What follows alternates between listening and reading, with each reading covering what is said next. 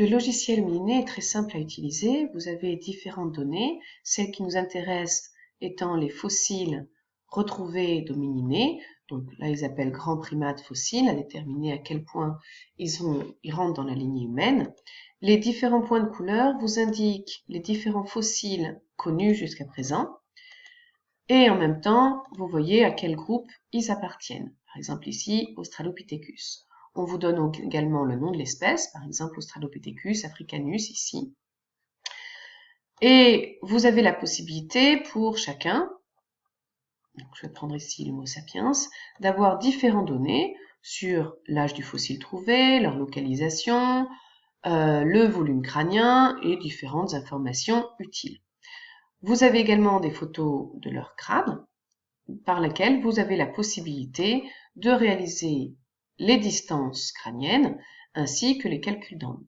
Une fiche technique est là pour vous aider, pour vous permettre de repérer les différents points à positionner et également pour l'angle facial et vous indique exactement pour le trou occipital et comment faire le rapport hauteur-longueur du crâne. Vous avez également ici directement les mesures. Ici, ce qui m'intéresse, c'est que vous soyez capable de placer les points et de réaliser les mesures. Donc allons-y. Calcul des distances.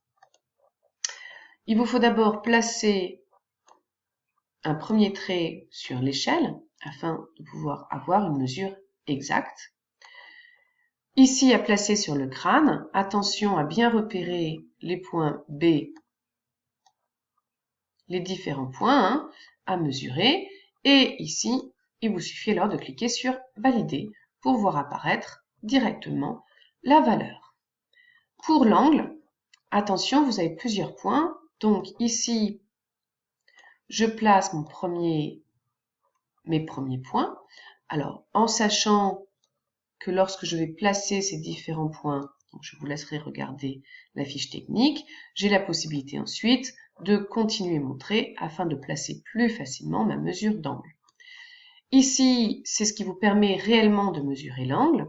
Donc, je le place selon les points que j'ai repérés.